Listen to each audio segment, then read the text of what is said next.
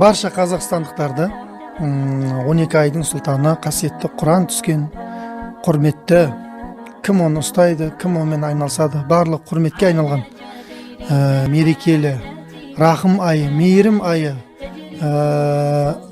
Аллаға жақындататын тақуалық айы Рамазан мерекесін шын жүректен құттықтаймыз. Алла тағала өзі разы болатындай дәрежеде, пайғамбар саллаллаху алейхи вассалам көрсеткендей үлгіде керемет күйде ораза ұстап шығуды Алла нәсіп етсін.